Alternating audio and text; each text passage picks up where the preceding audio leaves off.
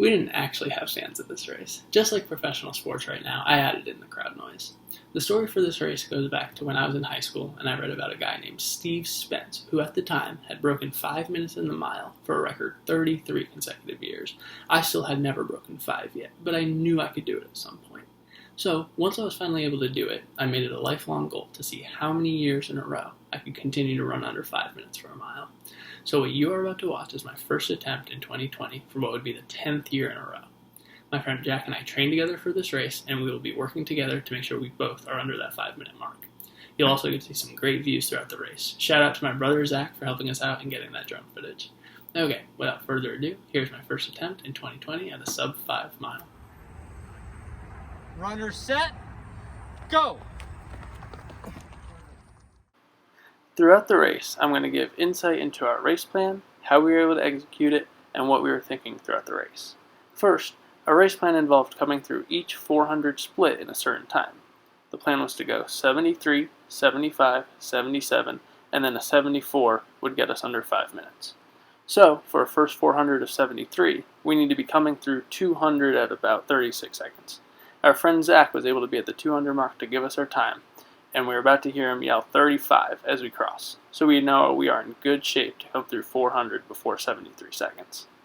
When we get back to the home stretch, you will start to see the second part of our plan.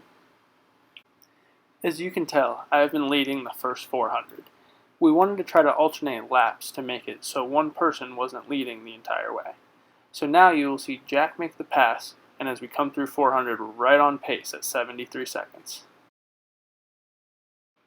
We are 2 seconds ahead of what would be exactly 5-minute pace. I always say the best way to run a mile is to make the first 800 a little bit faster than the second one. It is okay to do a positive split. So, that being said, we need to make sure we are not coming through 800 any slower than 229. Our goal for this lap is just to get to the 800 meters and hear our time at around 227 or 228. That would give us a great setup for the second half of the race. I again have to shout out my brother Zach Horowitz for this drone footage. I love this view he was able to get of us coming down the home stretch. It's cool to see the practice fields, the parking lot, and the track from there. This is also a great angle to see me now make the pass back to start the third lap as we come through the halfway point in a perfect 2:28.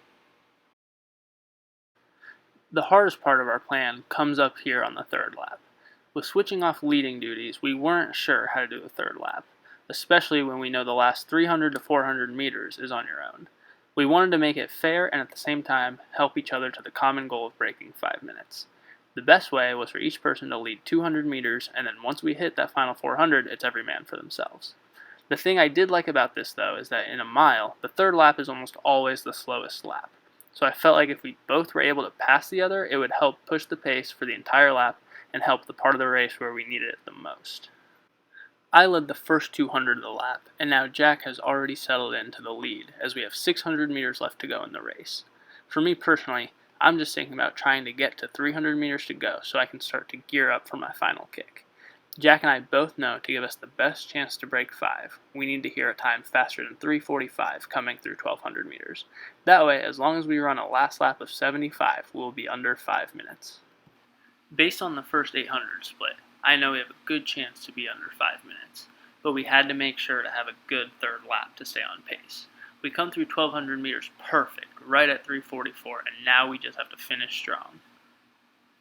Anyone who ran with me in high school knows how I like to finish the end of these races.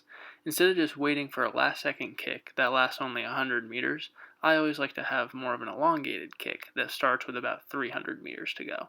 I always felt like this gave me the ability to use that back straightaway as an opportunity to pass when others might be waiting to kick until they get to the home stretch. So I start to make my move with 300 to go, and am able to get even with Jack down the backstretch. At this point, I'm feeling pretty good, and know if I put a good effort in this last 200, I'll be in under 5 minutes. Part of starting my kick with 300 left is making sure I can pass in time to take the inside lane on the final turn.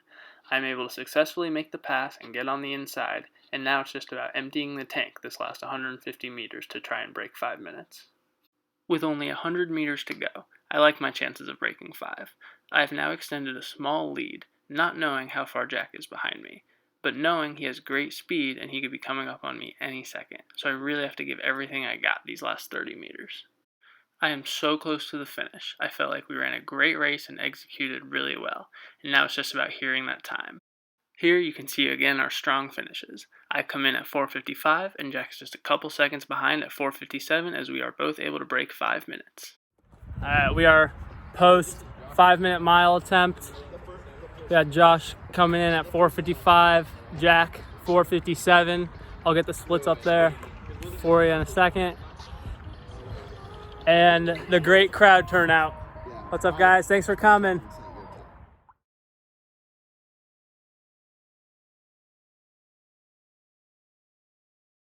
All right, everyone, thanks for watching the 10th year in a row of me breaking 5 in the mile. I look forward to next year and the years to come.